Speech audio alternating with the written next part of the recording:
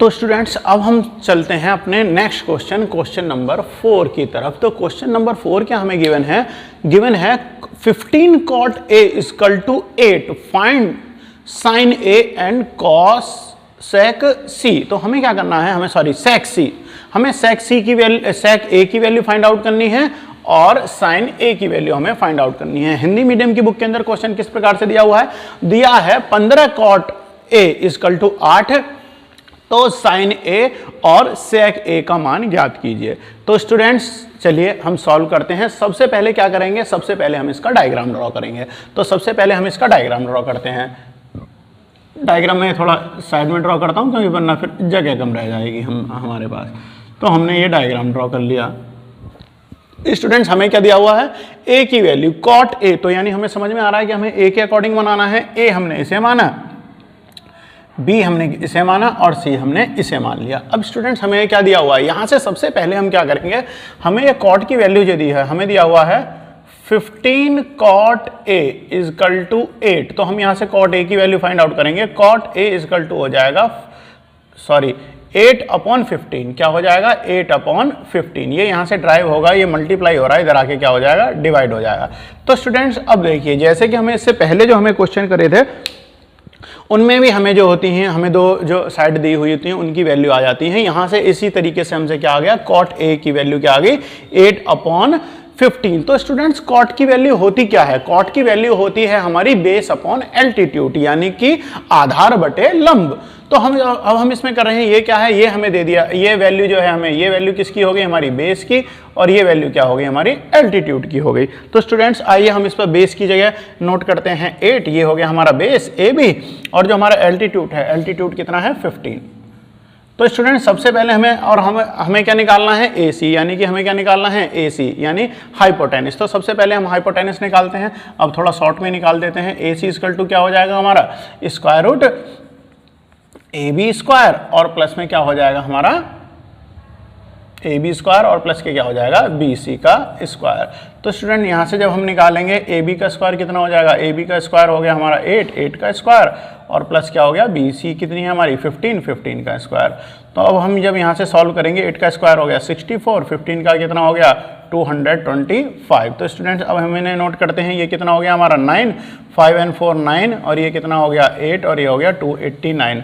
तो स्टूडेंट 289 आ गई हमारी अब यहाँ से यूनिट। तो स्टूडेंट जो हमारा 289 जो हो जाएगा, तो हम 289 का अगर हम स्क्वायर रूट करेंगे तो स्टूडेंट्स हमारे पास क्या आंसर आएगा 289 का। देखिए जब हम स्क्वायर रूट करते हैं तो हमारे पास में जो वैल्यू जो बन के आएगी वो आएगी 17 की वैल्यू। तो इसका जब हम स्क्वायर रूट करते हैं तो क्या हो जाएगा, ये 17 हो जाएगा। स्टूडेंट आप स्क्वायर रूट निकाल के देख लीजिएगा क्या हो जाएगा 17 की वैल्यू।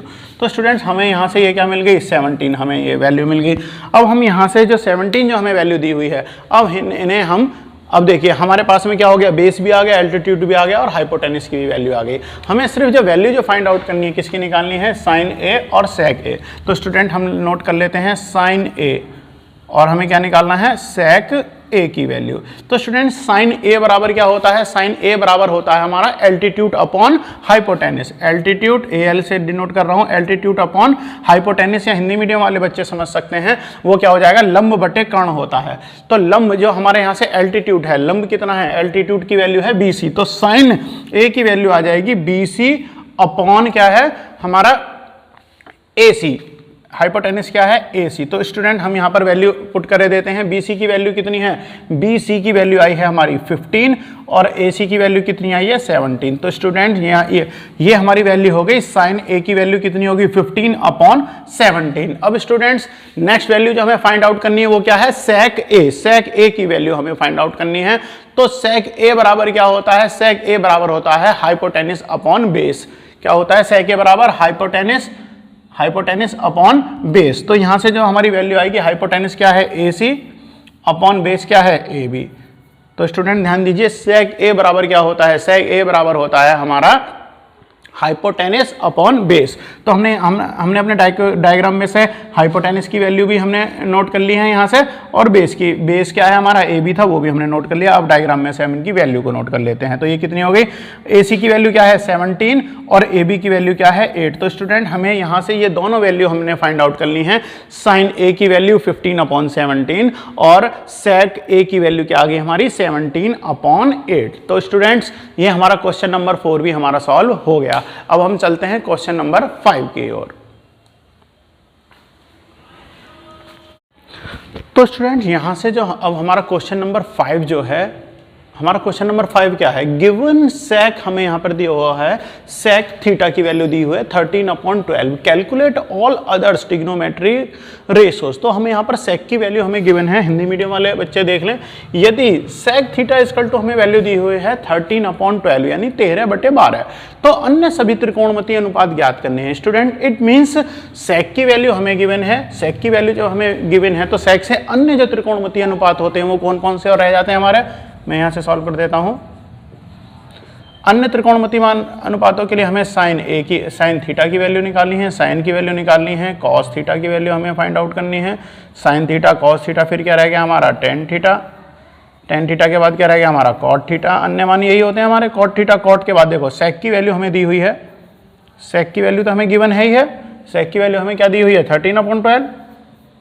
अब हमें इसके बाद में क्या वैल्यू निकालनी है, कॉसेक थीटा, कॉसेक थीटा की भी हमें वैल्यू फाइंड आउट करनी है। तो स्टूडेंट्स हमें क्या करना है, हमें अब इसके अकॉर्डिंग क्या होगा, इसके अकॉर्डिंग अब हमें अपना डायग्राम ड्रॉ करना है। तो स्टूडेंट अब हम अपना डायग्राम ड्रॉ करते हैं। तो देखिए हमें जो वैल्यू जो गिवन है यहाँ, ये कितनी हमें देखो, सेक बराबर दिया हुआ है हमें, सेक थीटा बराबर क्या है 13/12। तो सेक बराबर क्या होता है, सेक बराबर होता है हमारा hypotenuse upon base, hypotenuse upon base, यानी कि 13/12 है तो हमने हाइपोटेनिस की जगह हाइपोटेनिस रख दिया अपने डायग्राम के अंदर, और बेस की जगह हमने बेस रख दिया। तो सबसे पहले हमें क्या फाइंड आउट करना है, वैल्यू हमें फाइंड आउट करनी है बीसी की, यानी कि एल्टीट्यूड की वैल्यू हमें फाइंड आउट करनी है। तो स्टूडेंट्स हम यहाँ से सॉल्व करते हैं। तो हमारा एल्टीट्यूड क्या हो जाएगा, अब मैं थोड़ा डायरेक्ट इसे सॉल्व करे दे रहा हूँ, हाइपोटेनिस का स्क्वायर और माइनस क्या हो जाएगा बेस का स्क्वायर।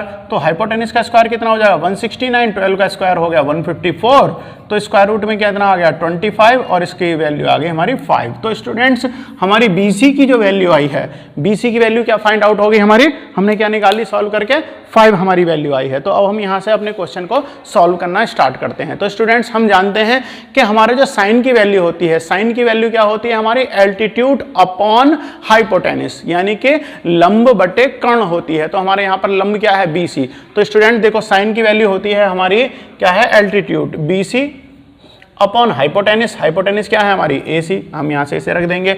कॉस की वैल्यू क्या होती है, कॉस की वैल्यू हम जानते हैं 1 अपॉन क्या होती है सेक की वैल्यू हो जाती है। तो हम इसे ही उल्टा कर देंगे, यानी ये वैल्यू तो हो जाएगी हमारी 12/13, क्योंकि हम वैसे भी अगर हम डायग्राम में से भी हम निकालना चाहें तो कॉस की वैल्यू क्या होती है स्टूडेंट्स, कॉस की वैल्यू होती है हमारी बेस अपॉन हाइपोटेनिस। तो बेस क्या है हमारा 12 और हाइपोटेनिस क्या है 13, तो वैल्यू क्या हो जाएगी 12/13, 12/13 हो गई स्टूडेंट्स, ठीक है। अब निकालते हैं हम टेन थीटा की वैल्यू, टेन थीटा की वैल्यू 10 बराबर क्या होता है, 10 बराबर होता है हमारा एल्टीट्यूड अपॉन बेस। तो एल्टीट्यूड क्या है BC अपॉन बेस क्या है AB। स्टूडेंट कॉट थीटा क्या हो जाता है, कॉट थीटा बराबर होगा हमारा AB अपॉन BC। सेक की वैल्यू हमें दे रखी है। अब बात आती है हमारी कोसेक की वैल्यू, कोसेक की वैल्यू क्या हो जाएगी हमारी, कोसेक की वैल्यू होती है हमारी हाइपोटेनिस अपॉन एल्टीट्यूड। तो हाइपोटेनिस कितनी हो गई हमारी AC अपॉन एल्टीट्यूड क्या है BC। तो स्टूडेंट्स अब हम यहाँ पर इनकी वैल्यूओं को पुट कर किए देते हैं। देखिए हमने कॉस की तो वैल्यू हमने पहले ही पुट कर दी है। यहाँ से BC की वैल्यू क्या है, BC की वैल्यू है 5 और अपॉन AC की वैल्यू क्या है, AC की वैल्यू है 13। तो स्टूडेंट सबसे पहले देखिए हमारी साइन थीटा की वैल्यू कितनी आ गई, साइन थीटा की वैल्यू हमारी आ गई 5/13। अच्छा कॉस थीटा की वैल्यू, क्योंकि हमें सेक किया रेसिप्रोकल होता है तो हमने पहले ही पुट करके हमने निकाल ली है।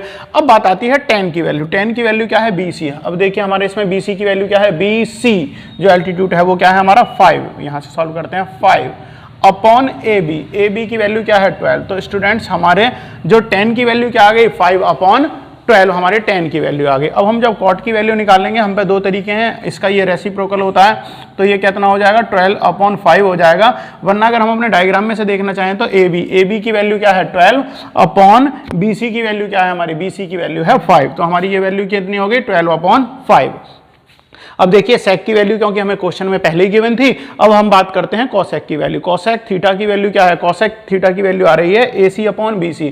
तो AC क्या है हमारा 13 अपॉन BC क्या है 5। तो स्टूडेंट्स हमारे यहाँ से अन्य जो हमें इसके जो ट्रिग्नोमेट्री की रेशो निकाली थी, त्रिकोणमिति मान जो हमें निकालने थे, उन सभी की वैल्यू हम पे आ गई। साइन थीटा की वैल्यू आ गई, कॉस की आ गई, टेन की आ गई, कॉट की आ गई, सेक की आ गई और कोसेक की आ गई। तो हमारे इसके बचे हुए जो रिमेनिंग जो थे हमारे 5 वैल्यू जो हमें फाइंड आउट करनी थी स्टूडेंट्स, वो हमने सॉल्व कर ली। आइए अब चलते हैं नेक्स्ट क्वेश्चन की तरफ।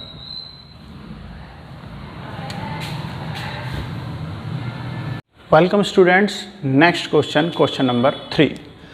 तो आपका जो क्वेश्चन जो दिया हुआ है, if angle A and angle B are acute angle such that cos A is equal to cos B. हमें जो गिवन है, हमें क्या दिया हुआ है, एंगल ए और एंगल बी जो है वो क्या है, न्यून कोण है। और जहां पर कॉस ए बराबर है कॉस बी, कॉस ए की वैल्यू क्या है, कॉस बी है, यानी कॉस ए की वैल्यू और कॉस बी की वैल्यू दोनों बराबर हैं। तो हमें दिखाना है, तो दिखाइए कि angle A equal to angle B, यानी एंगल ए और एंगल बी दोनों बराबर हैं। तो स्टूडेंट यहां से हम क्या करेंगे, ये रहा हमारा एंगल ए और यहां है हमारा एंगल बी। तो स्टूडेंट्स हम इसके लिए क्या करेंगे, जैसा कि हम पहले वाले क्वेश्चनों में कर रहे थे, तो एंगल ए के अकॉर्डिंग हमारा डायग्राम ये बनेगा। जब हम एंगल बी के अकॉर्डिंग जब हम डायग्राम बनाएंगे तो हमारा डायग्राम जो है वो थोड़ा ट्रांसफॉर्म हो जाएगा और कुछ इस तरीके से बन जाएगा। देखिए ये हो जाएगी A, ये हो जाएगी B और ये हो जाएगी C। तो स्टूडेंट्स हमें यहाँ पर ध्यान देना है कि एंगल C जो है वो है हमारा 90 डिग्री और बाकी हमारे AB जो हैं वो हमने इस तरीके से बन जाएगा। तो स्टूडेंट हमें क्या करना है, सबसे पहले cos A के अकॉर्डिंग जो cos A की वैल्यू होती है, cos A की वैल्यू क्या होती है, cos A बराबर, हाउ हम यहाँ से सॉल्व करना स्टार्ट करते हैं। हमें क्या गिवन है, cos A इजकल टू दिया है cos B। तो स्टूडेंट cos A, cos की वैल्यू क्या होती है, cos बराबर होता है हमारा cos थीटा, यानी cos A, थीटा है यहाँ पर, ये एंगल दिया हुआ है स्टूडेंट्स हमें। तो cos A की वैल्यू क्या हो जाती है, cos बराबर होता है हमारा B अपॉन H, यानी बेस अपॉन हाइपोटेनिस। तो बेस B अपॉन हाइपोटेनिस होता है। तो स्टूडेंट यहाँ से cos A के लिए बेस कितना है, cos A के लिए जो cos A वाला एंगल है इसके लिए बेस कितना है, AC अपॉन हाइपोटेनिस, हाइपोटेनिस क्या है, AB। तो स्टूडेंट्स ये हो गया हमारा cos A के लिए। अब हम निकालते हैं cos B के लिए।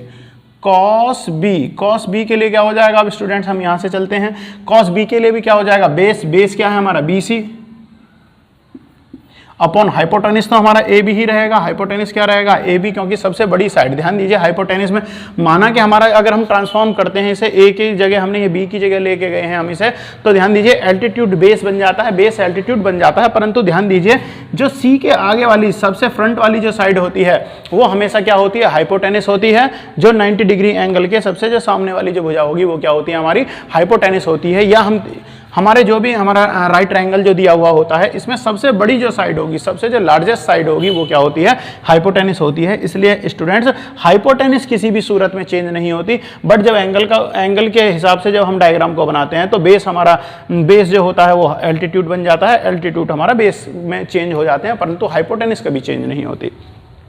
तो स्टूडेंट जैसा कि हमें क्वेश्चन में दिया हुआ था कि cos A की वैल्यू cos B की वैल्यू के बराबर है, तो स्टूडेंट्स हम इन दोनों वैल्यू को इनके बराबर में रख लेते हैं। तो AC upon AB is equal to क्या हो जाएगा, BC upon AB।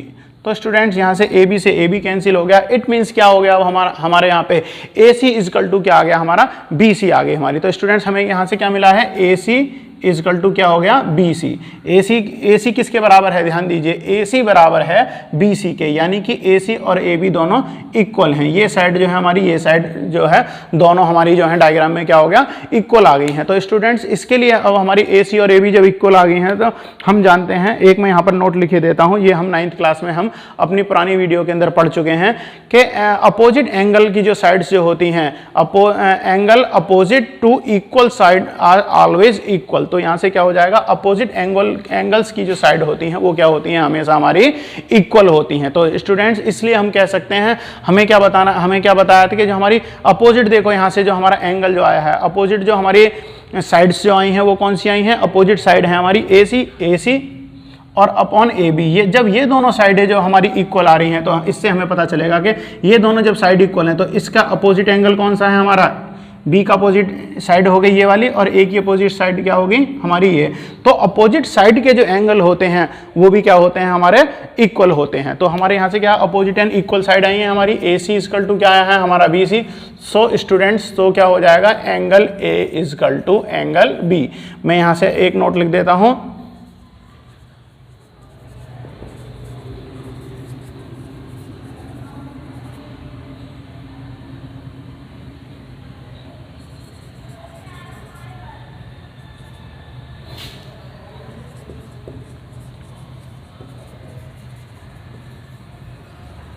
Angle are always equal. तो स्टूडेंट हमें इससे पता चलता है कि जो हमारी इक्वल जो अपोजिट साइड होती हैं तो उनके एंगल भी क्या होते हैं, अपोजिट एंगल जो होते हैं वो भी हमेशा इक्वल होते हैं। तो इससे हमारा प्रूफ हो जाता है angle A is equal to angle B. तो स्टूडेंट्स हमारा क्वेश्चन नंबर आज हमने सॉल्व कर लिए 8.1 एक्सरसाइज के 1 क्वेश्चन नंबर 1 से लेके क्वेश्चन नंबर 6 तक हमने सॉल्व कर लिए हैं। स्टूडेंट्स इससे आगे के क्वेश्चन हम अगली वीडियो में सॉल्व करेंगे। जब तक वीडियो देखते रहें और अपनी प्रैक्टिस करते रहें।